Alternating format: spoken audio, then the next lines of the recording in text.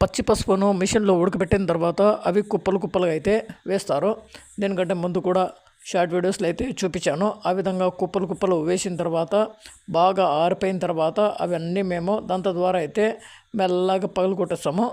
దాని తర్వాత పగలగొట్టేసిన తర్వాత బాగా ఆరిపోయిన తర్వాత మళ్ళీ ఈ దాంతో ద్వారా ఈ విధంగా అయితే తిప్పుతూ వస్తాము. లేదు దాంతో ద్వారా తిప్పలేకపోతే ఎక్కడైనా పచ్చి రకంగా అయితే ఇక చేతుల ద్వారా అయితే తిప్పుకుంటూ వస్తాము. ఈ విధంగా ఈ పక్కల నుండి తిప్పుకుంటూ వస్తాము. అలాగే ఆ పక్కల నుండి కూడా తిప్పుతూ వస్తాము.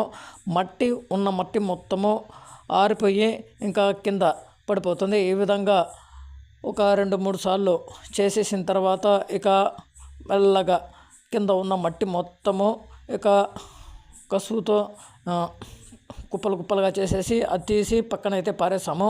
ఈ విధంగా అయితే చేసుకుంటూ పోతాము. మళ్ళీ ఒక 2 రోజుల తర్వాత బాగా ఆరిపోయిన తర్వాత మళ్ళీ దగ్గర వేసుకుంటూ మళ్ళీ ఎద్దుల ద్వారా అయితే శుభ్రం అయితే చేపిస్తాము.